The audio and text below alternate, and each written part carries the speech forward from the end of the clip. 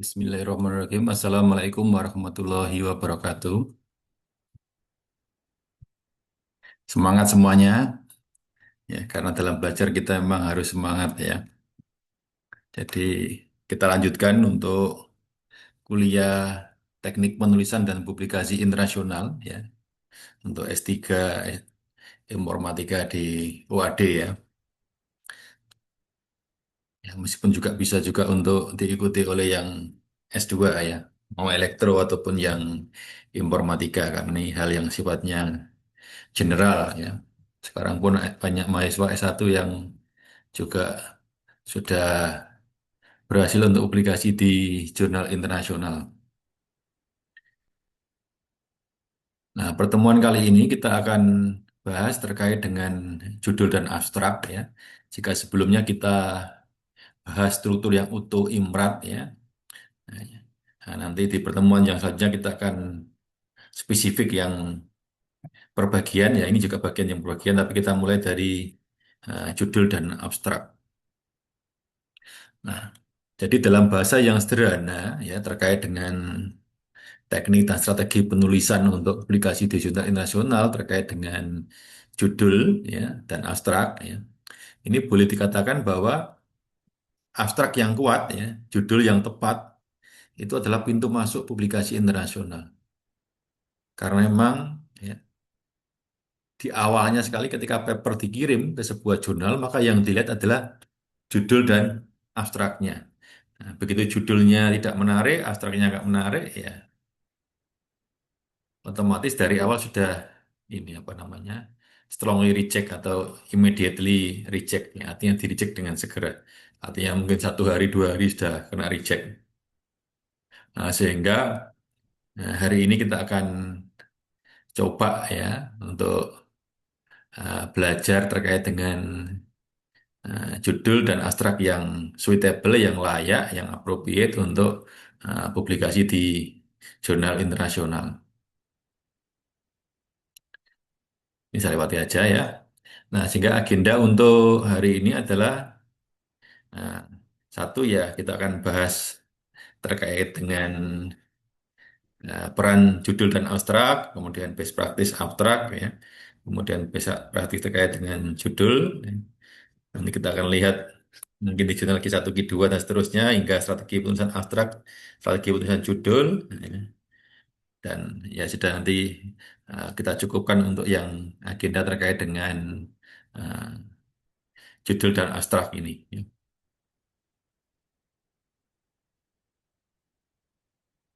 Nah, ini apa namanya dari gambar di sebelah kiri itu ya. Ya, jadi ini ada yang warna hijau itu 70% ya, yang warna merah 30%. Nah, dari hasil survei gitu ya. Nah, di sana bahwa abstrak yang baik ya, judul abstrak dan judul yang baik itu memiliki presentasi 70% diterima. Sementara kalau abstrak dan judulnya ini weak atau jelek, ya lemah, maka ya peluangnya untuk diterima ini jadi rendah, ya hanya 30% seperti gitu. Sehingga di sebelah kanan ini, ya, di sebelah kanan kita tuliskan bahwa abstrak dan judul adalah pintu masuk utama ke publikasi internasional. Data menunjukkan bahwa reviewer menggunakan keduanya sebagai filter awal. Artinya menggunakan abstrak dan judul sebagai filter awal. Artikel dengan abstrak dan judul yang jelas, ya, spesifik dan menarik memiliki peluang diterima lebih dari 2 kali lipat dibandingkan dengan artikel yang memiliki abstrak dan judul yang lemah. Nah, sehingga ini antara gambar dengan tulisan ini ya bahwa fakta utamanya 70% reviewer membaca judul dan abstrak sebelum memutuskan apakah akan melanjutkan review penuh. Jadi kalau mereka sudah melihat reviewer sudah melihat judul dan abstraknya ini jelek, ya sudah tidak perlu dilanjutkan. Mereka akan segera memberikan rekomendasi uh, strongly reject. Ya. Nah, sehingga pesan kuncinya di sini bahwa abstrak yang kuat, judul yang tepat meningkatkan peluang diterima. Sehingga insight-nya adalah artikel dengan judul dan abstrak yang lemah sering ditolak bahkan sebelum masuk tahap review yang mendalam. Nah, dengan bahasa yang sederhana sekali lagi bahwa abstrak dan judul adalah faktor penentu utama dalam publikasi internasional. Meskipun saya sebetulnya ketika eh, mendampingi penulisan begitu, maka judul dan abstrak itu tidak harus ditulis pertama kali, tapi karena ini sifatnya kuliah, urut dari atas ya, judul dan abstrak.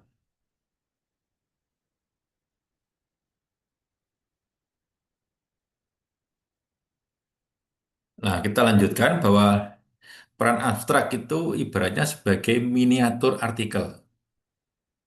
Nah, kita misalnya ada miniatur masjid, miniatur gedung, maka abstrak itu juga sebagai miniatur dari artikel. Artinya artikelnya kayak apa, seperti apa kualitasnya itu, ya orang akan menganggap bahwa itu akan tercermin ya, miniaturnya di abstrak. Artinya ketika abstraknya itu sudah nggak bagus, maka ya hampir semua reviewer itu akan memberikan asumsi bahwa papernya nggak bagus. Kalau abstraknya bagus, nah, maka orang akan baru berpikir bahwa mungkin istrinya juga sebagus abstraknya.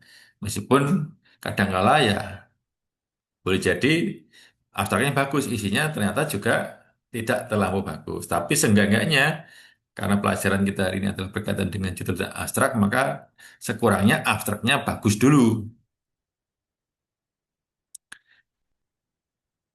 Nah, sehingga ini kembali kemarin ya dari struktur imrat dalam abstrak. Ya. Jadi abstrak karena memang miniatur ya boleh juga pendekatannya di dalam abstrak ini kita buat juga ya. Jadi misalnya kita membuat strukturnya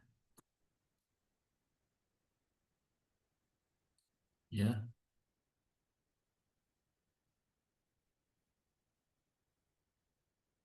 Jadi kita membuat strukturnya itu adalah introduction ini ya itu berisi background, gap dan tujuan. Artinya dituliskan dalam 1 sampai 2 kalimat. Metodenya, ya, ini kita sajikan yang ringkas, cukup detail untuk memberikan konteks bagaimana pengerjaan riset kita telah kita lakukan. Nah, kemudian di hasil atau orang kadang menyampaikan sebagai temuan utama, main finding, gitu ya, meng-highlight temuan utama. Ya. Nah, ini kalau memang ada nilai kuantitatifnya kita beri dalam nilai kuantitatif ya atau statistik ya karena itu penting. Kemudian discussion atau conclusion ini adalah kontribusi utama dan signifikansi praktisnya. Sehingga kita bisa mengatakan bahwa abstrak bukan sekedar ringkasan, ya, tetapi miniatur artikel. Nah, reviewer sering hanya membaca abstrak untuk menilai apakah artikel layak diteruskan. Karena itu, abstrak harus mencerminkan ya seluruh struktur imratnya karena abstrak adalah miniatur artikel. Sehingga mulai dari latar belakang tujuan metode hasil hingga kontribusi. Jika abstraknya kuat, artikel punya, sekali lagi, punya peluang lebih besar untuk diterima. Nah, jadi ini struktur imat di dalam abstrak ya. Ya. Jadi ada introduction, method, result, discussion, dan conclusion. Ya. Ini tercermin ya di dalam abstrak. Selanjutnya, peran judul sebagai pintu masuk. Ya, judul artikel. Jadi judul adalah pintu masuk utama ke publikasi. Ya. Reviewer dan pembaca pertama kali menilai artikel dari judulnya. Judul yang generik membuat artikel lebih mudah diabaikan, sementara judul yang spesifik dan menarik langsung memberi sinyal novelty dan relevansi. Ya, karena itu menulis judul bukan sekedar formalitas, tapi merupakan bagian dari strategi. Pesan kuncinya adalah bahwa judul adalah first impression bagi reviewer dan pembaca. Judul yang kuat meningkatkan visibility dan citasi. Judul yang lemah sering diabaikan meski isinya bagus, isi artikelnya bagus. Nah, ini mudah-mudahan bisa memberikan ilustrasi, ya. Misalnya ini contoh kita berikan judul yang generik yang lemah, ya. Misalnya studi of machine learning. Artinya terlalu umum, eh, tidak menunjukkan novelty ya, ya, tidak menarik. Ya. Mungkin di awal dulu menarik, sekarang sudah nggak menarik karena sudah sangat lama ya terkait dengan machine learning. Kalau hanya bilang studi of machine learning, maka ini mau membahas apa tidak jelas ya. Ruang lingkup yang dibahas ini jadi terlampau terlampau broad ya, kurang niru. Nah, eh, tapi berikutnya ini misalnya ya tidak tindakan sana ya masih kategorinya menarik ya, masih kategorinya lemah ya. Misalnya katakanlah study of machine learning algorithm for various application in different domain. Ya. Ini lebih panjang, tapi juga sama. Ini bicaranya adalah dalam ruang lingkup yang besar, bicara semua algoritma machine learning ya untuk berbagai variasi ya pada pada banyak domain, pada domain-domain yang berbeda, pada aplikasi wilayah yang berbeda. Jadi terlalu luas, terlalu umum, terlalu panjang, tidak jelas kontribusinya. Nah, sehingga ketika membuat artikel sebaiknya memang eh, spesifik ya. Jadi misalnya eh, judulnya seperti ini. Jadi akurasi diagnosis medikal yang dari perbaikan nah, ya peningkatan akurasi diagnosis ya peningkatan atau perbaikan akurasi diagnosis medikal menggunakan hybrid CNN LSTM model.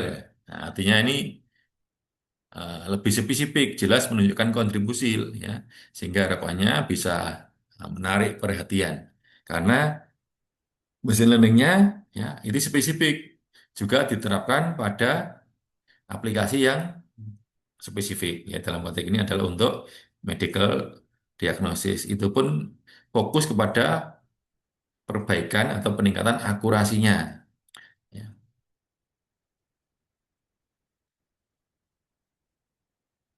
Nah, ini adalah checklist judul yang ya cari judul ya judul yang baik apa enggak baik ini tujuannya adalah untuk kita sendiri melakukan self self assessment ya.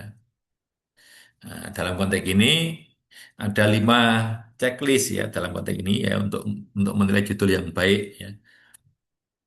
Jadi satu, spesifik dan informatif enggak, mengandung kata kunci utama enggak, menunjukkan novelty atau kontribusi enggak, nah, ringkas apa enggak, menarik dan mudah dipahami apa tidak. Nah, sehingga contohnya tadi ya dalam konteks ini apakah judul mencerminkan topik riset secara jelas bukan sekedar studi atau analisis. Jadi di Indonesia kadang-kadang ini ya efek analisis itu kurang disukai ya. Ya, meskipun sebenarnya di luar negeri bisa juga ya menggunakan kata studi atau analisis ketika hal-hal tertentu.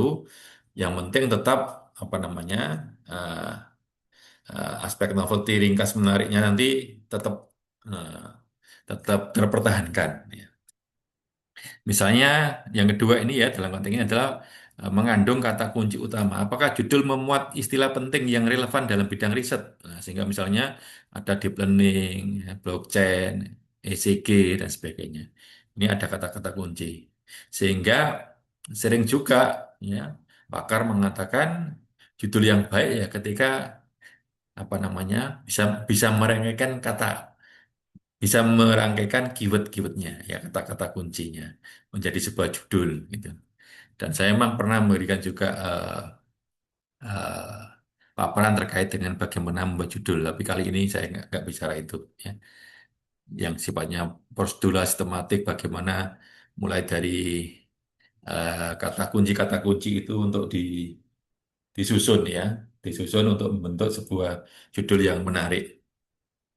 Nah, kemudian yang ketiga menunjukkan novelty atau kontribusi. Apakah judul menyinggung aspek kebaruan atau kontribusi? Ya, jadi misalnya dalam contoh judul yang di atas tadi adalah tentang hybrid CNN dan LSTM model. Ataupun misalnya kita membuat blockchain based framework, ya gitu. Kemudian ringkas, ya ini kaidah umum sekali lagi Bapak Ibu bahwa kaidah yang diterima umum ini judulnya sebaiknya ya 10 sampai 15 kata. Apakah judul cukup singkat, tidak terlalu panjang, atau terlampau pendek? Ya meskipun namanya di dunia ya, ada juga judul yang pendek, yang tapi itu menarik dan orang juga senang dan stasinya tinggi. Ada judul-judul yang panjang, ya sampai lebih dari 20 kata. Nah, ini hal-hal yang sifatnya dalam konteks distribusi normal itu ada tapi kecil jumlahnya. Sehingga semesta bicara kita ini adalah semesta bicara yang wilayah domain yang kelaziman. Ya. Nah, jadi apakah paper-paper di Saint Direct, di IEEE, Springer, dan lain sebagainya, semuanya judulnya itu dalam jumlah 10 sampai 15 ya enggak juga. Ya, ada yang kurang, ada juga yang lebih. Sehingga sekali lagi ini adalah kita bicara kaidah umum. Kemudian kelima, mudah dan menarik dan mudah dipahami. Apakah judul menghindari jargon yang berlebihan? Kita kemarin sudah sempat ya bahas terkait dengan jargon istilah-istilah yang membuat orang jadi tidak paham, singkatan-singkatan yang sulit dipahami, ya. Dan menggunakan bahasa yang mudah, yang bisa dipahami audiens internasional, ya. Jadi judul yang panjang tidak selalu berarti kuat. Yang penting adalah spesifik, ya, jelas dan menunjukkan novelty. Nah, sehingga ini kita buatkan tabel ya terkait dengan judul yang lemah, ya, dan judul yang kuat dalam hal ini adalah ringkas dan tajam. Jadi yang sisi atas ini kita apa namanya, berikan contoh judul-judul yang pendek kan, Analysis of Data Security. Ya. Nah, sehingga mungkin ya jadinya tidak tidak jelas, tidak menarik. Nah, ini contoh yang sebelah kanan ini mungkin yang jadinya mungkin bisa lebih menarik ya, enhance cloud data privasi ya, through apa namanya, framework control akses yang berbasis blockchain. Contoh yang berikutnya, ya ini yang pendek-pendek yang tidak, yang kabur, yang lemah. Yang sebelah kanan ini yang apa namanya, yang lebih baik. Jadi misalnya riset pada penyakit hati. Nah ini tidak tidak tidak bagus. Ya. Sehingga yang bagus misalnya contohnya early detection of heart disease ya, using deep learning on ECG signal. Nah contoh lain ya, contoh lain adalah an analysis ya, analisis of online learning ya. Jadi ini mungkin juga tidak tidak jelas, sehingga kalau lebih bagusnya misalnya boosting student engagement in online learning, artinya bicaranya online learning ya through adaptive gamification strategies. Jadi jelas ya yang dibahas apa. Jadi judul yang kuat. Nah, kalau ini kita sudah berikan contoh yang pendek-pendek yang tidak bagus, terus sebelah kanannya adalah yang panjang yang lebih bagus. Berikutnya kita berikan contoh yang panjang-panjang tapi juga tidak bagus, yang ya seharusnya ya yang sebelah kanan tiga ini yang tetap lebih bagus meskipun tidak sepanjang aslinya.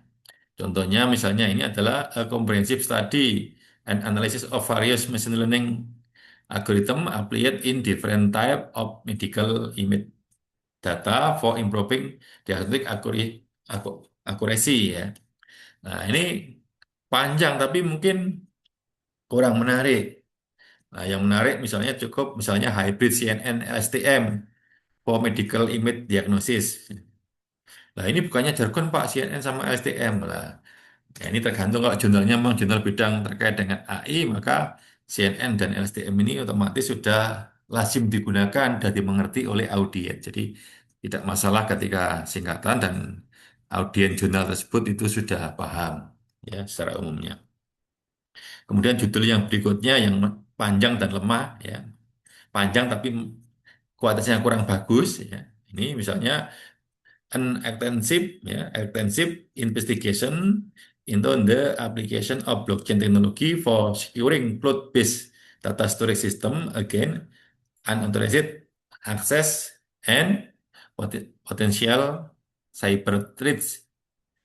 Sehingga mungkin kita apa namanya buat judul yang lebih sederhana, katakanlah blockchain framework for cloud data privacy, privacy ya. Jadi beratnya lebih lebih jelas, lebih lugas, lebih ringkas, lebih tajam. Contoh yang lain adalah misalnya a detailed research on use of deep learning model in The early detection and prediction of heart disease based on electrocardiogram signal collected from multiple source. Panjang tapi mungkin juga jadinya kurang menarik ya. Nah, yang sebelah kanan ini kita buat yang ringkas, yang tajam. Di learning on ECG for early heart disease detection. Sehingga dengan cara itu ya orang secara umum itu tertarik.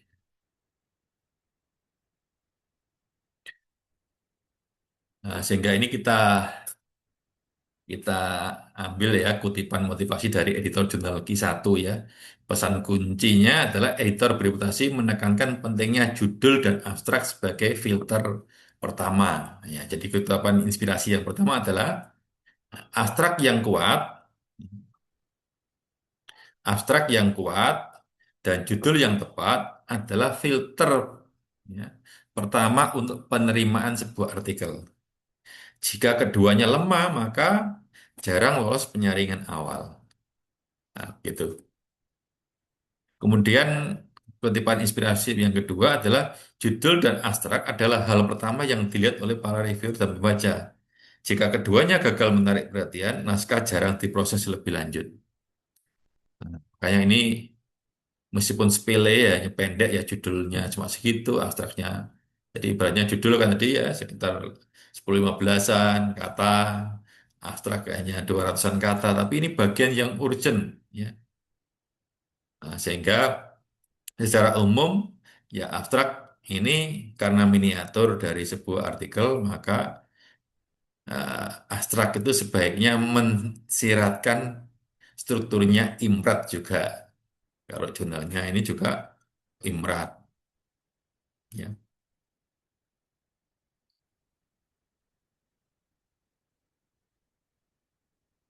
Nah, jadi ini untuk ice breakingnya apa judul draft artikel Anda saat ini. Sekarang mari kita lihat bersama bagaimana judul draft artikel Anda technical sound-nya seperti apa? Ya, pertanyaan, apakah judul draft artikel Anda saat ini ya, tujuannya ya emang ini karena game ya sebabnya memancing mahasiswa untuk memulai berpikir kritis tentang kualitas judul draft naskah publikasinya. Aktivitas yang ada adalah mahasiswa menuliskan judul draft artikel masing-masing, kemudian dibandingkan dengan judul checklist berarti ya eh, yang kita berikan sebelumnya ini ya. Jadi nanti silakan dilakukan self assessment sendiri-sendiri apakah judul artikel yang disiapkan untuk publikasi saat ini uh, sudah berkualitas, sudah menarik ya, sudah ringkas kalau judulnya ya, tajam, ya, abstraknya ya juga nanti kita bahas selanjutnya ya. Nah, oke kita lanjutkan lagi. Ya, apa yang dimaksud dengan technical sound ya pada judul? Apakah judul artikel sudah memenuhi standar teknis? Ya. Jadi yang pertama itu tadi kan kita apa namanya dalam konteks judul itu eh, adalah spesifik dan informatif ya. Judul harus jelas menggambarkan topik riset bukan terlampau umum. Jadi kita sudah kasih itu contoh ya. Jadi judulnya harus menggambarkan topik risetnya. Yang kedua ringkas dan efektif ya. Idealnya 10 sampai 15 kata, tidak bertele-tele ya. Tadi sudah kita berikan contoh yang pendek, terlalu pendek, yang panjang terlalu panjang. Kemudian mengandung kata-kata kunci ya. Harus ada istilah utama yang relevan dengan bidang riset, misalnya deep learning, blockchain, ECG, dan seterusnya. Ya, sesuai dengan riset masing-masing tentunya ya. Kemudian menunjukkan novelty atau kontribusi ya. Ada sinyal kebaruan atau kontribusi ya. Jadi misalnya tadi kalau yang kita bahas di atas adalah ada hybrid CNN LSTM model. Kemudian mudah dipahami ya. Mudah dipahami ya. Jadi hindari jargon berlebih atau istilah yang ambigu yang tidak jelas. Catatan untuk mahasiswa berkaitan judul artikel ya. Jika reviewer bertanya, apakah judul Anda teknikal sama? Artinya mereka ingin tahu apakah judulnya itu sudah tepat secara teknikal menggambarkan isi riset. Apakah judul sudah efektif secara akademik, mudah diindeks, menarik, dan relevan ya. Jadi sekali lagi bahwa editor tuh ingin judulnya itu sustain dan reputasinya makin naik. Nah, sehingga untuk hal tersebut maka semua artikel itu harapannya dikondisikan mempunyai visibility yang tinggi, ya, mudah diindeks, menarik, relevan dan pada akhirnya ya banyak dirujuk karena semua metrik penilaian baik itu di Scopus ataupun di Web of Science itu semuanya ya berbasis citasi, ya. Jadi kalau citasinya tinggi ya peluangnya untuk mendapatkan nilai set score, SCR dan SNP ya akan tinggi, ya. Jadi untuk sekedar informasi bahwa kalau SCR itu sebetulnya untuk menilai eh, ini ya, eh, jadi ada penilaian di bidang masing-masing, kemudian eh, intinya konsepnya adalah kalau sebuah jurnal kemudian disitasi oleh jurnal lain yang reputasinya lebih tinggi, maka mendapatkan poin lebih besar. Ketika disitasi oleh jurnal yang reputasinya lebih rendah, maka mendapatkan nilai SCR porsinya itu lebih kecil. Gitu. Jadi makanya ini SCR itu kaitannya dengan prestis. Kemudian kalau set score itu memang betul-betul hitungan sitasi, ya, ya. Dengan jendela tertentu nanti sitasinya berapa dibagi dengan jumlah artikel. Jadi betul-betul menyerupai impact faktornya Web of Science meskipun jendelanya berbeda, jendela tahunnya. Kemudian kalau yang SNP itu dinormalisasi untuk seluruh bidang keilmuan sehingga sebetulnya kalau mau nilai jurnal, meranking jurnalis Scopus ya, dan kita mengabaikan bidang keilmuan, entah itu ilmu agama, entah itu ilmu elektrikal, ilmu informatik, ilmu kimia, apapun bidangnya, maka dirankingnya dengan SNP. Jadi tiga metrik itu yang ada di Scopus.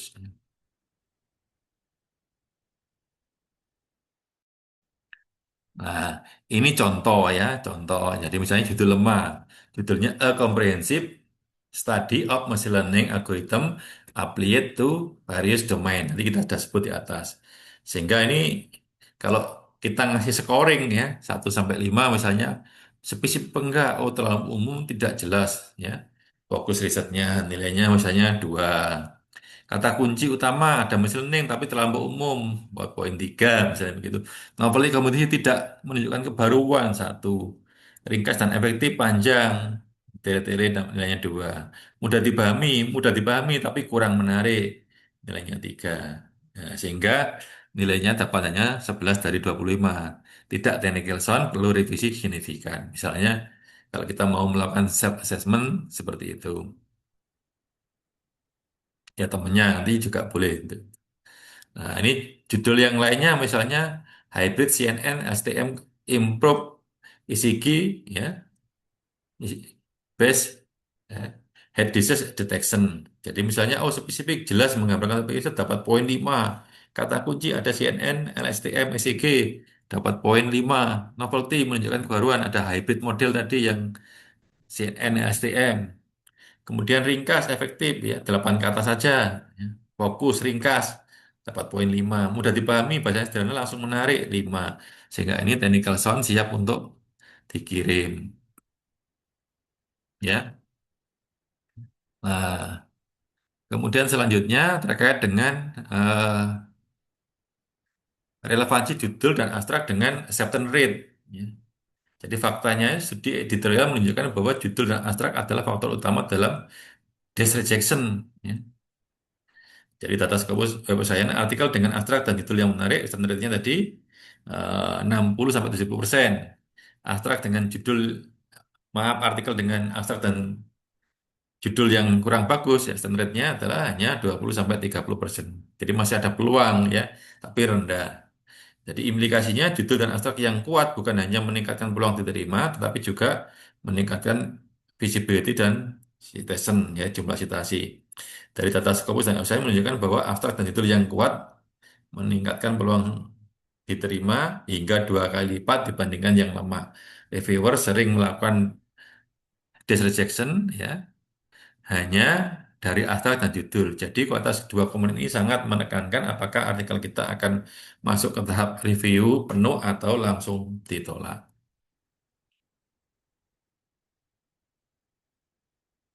Ya. Nah, sehingga ringkasan dari paparan tadi adalah bahwa sekali lagi abstrak adalah miniatur artikel, sehingga harus mencerminkan keseluruhan aspek introduction, method, result, and discussion-nya. Kalau menurut pendapat struktur IMAT ini ya. Kemudian judul adalah pintu masuk publikasi, menentukan apakah artikel dibaca atau diabaikan. Sehingga keduanya sangat berpengaruh pada abstain rate. Reviewer sering melakukan dissertation hanya dari judul dan abstrak. Nah, sehingga dalam konteks untuk motivasi, judul dan abstrak yang kuat ya, adalah peluang lebih besar diterima, sekaligus juga citasinya lebih tinggi. Jadi kita menyajikan judul dan abstrak yang bagus dengan konteks supaya peluang lebih besar diterima. Stasinya juga lebih tinggi. Stasi lebih tinggi ini ya senang bagi penulis juga. Tapi editor semua jurnal itu mengharapkan bahwa artikel-artikel yang dipilih untuk dipublikasi itu memiliki stasi yang tinggi. Nah, sehingga saya sering menyampaikan contoh. Jadi kalau ada paper, ya, mungkin secara kualitas nilainya cuma 6, tapi peluang citasinya ke depan itu sangat luar biasa. Kalau kemudian selanjutnya yang paper berikutnya itu bagus sekali sebetulnya dalam konteks kualitasnya, ya. Nilainya 8 atau 9 gitu. Ya. Nah, tapi karena satu sebab diperkirakan citasinya nggak bakal tinggi. Karena banyak orang yang sulit memahami, tidak menarik dari judulnya dan sebagainya. Sebenarnya hasilnya bagus, hasilnya juga bagus, cara yang pakai juga bagus. Seharusnya menginspirasi, tapi karena satu dan lain hal ya, entah itu penyajian atau apapun ya, maka editor tuh akan menilai yang nilainya 6 yang punya peluang stasi dibandingkan yang nilai 8 atau 9 tetapi tidak punya peluang. Nah, disinilah akhirnya yang menentukan adalah abstrak dan judul ya. Ini gambarannya seperti itu. Jadi abstrak judul yang kuat akan membuat acceptance rate-nya naik. Begitu pula kalau sudah ini publish maka visibility dan stasinya juga akan naik. Jadi itu yang menjadi ibaratnya itu tugas utamanya editor ya di sebuah publisher itu sebenarnya adalah membuat jurnal sustain. Ya. Kemudian seluruh artikel yang dipublish itu adalah memiliki visibility dan citasi yang tinggi. Kalau semua artikel yang dipublish itu memiliki visibility dan citasi yang tinggi, otomatis jurnalnya ya jadi prestis dengan sendirinya. Nah, sehingga metriknya juga otomatis akan naik. Mengapa judul dan abstrak menentukan nasib artikel? Nah, Nah, jadi ini di sini kita tuliskan kita akan membedah bagaimana abstrak dan judul berperan strategis dalam publikasi internasional. Ya, sekali lagi keduanya adalah pintu masuk utama. Jika kuat, ya, artikel punya peluang untuk diterima. Jika lemah, artikel bisa ditolak bahkan sebelum masuk tahap review. Ini menegaskan yang sebelum-sebelumnya. Nah, sekali lagi bahwa abstrak adalah miniatur artikel. Abstrak harus mencerminkan keseluruhan artikel dalam bentuk ringkas. Ya, tadi ini sudah sempat ya kita sampaikan di slide sebelumnya ya ini ada redan sedikit lah ya mohon dimaafkan ya. Jadi abstrak bukan sekedar ringkasan tetapi miniatur artikel reviewer sering hanya membaca abstrak untuk menilai apakah artikel layak diteruskan ya.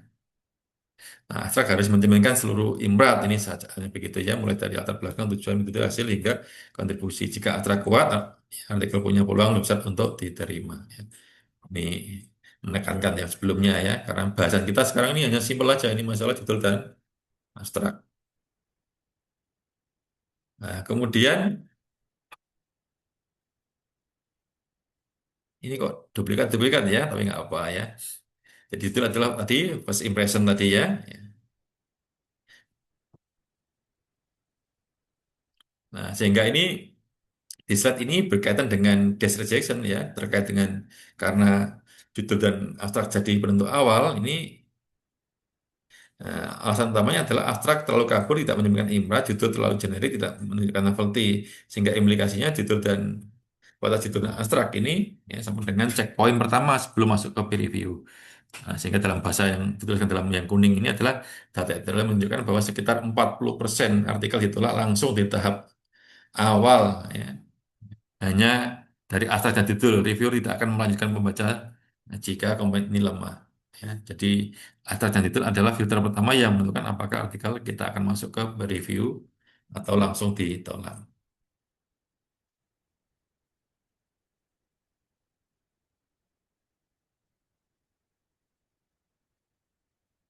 Ya, jadi ini mungkin cukup ini ya. Jadi ini yang apa namanya kemarin buat materi tapi belum selesai ini ya. Ini panduan-panduannya kemarin ya. Jadi saya rasa untuk terkait dengan eh, bicara tentang judul yang abstrak, kita cukupkan dulu ya. Ya, mudah-mudahan dengan contoh-contoh yang ada itu bisa memberikan apa namanya eh, pemahaman lebih lagi ya bahwa jangan sampai menyepelekan judul dan abstrak. Jadi sampai apa namanya sementara sampai sini dulu untuk kuliah yang berkaitan dengan judul dan abstrak ya. Saya akhiri, wassalamualaikum warahmatullahi wabarakatuh.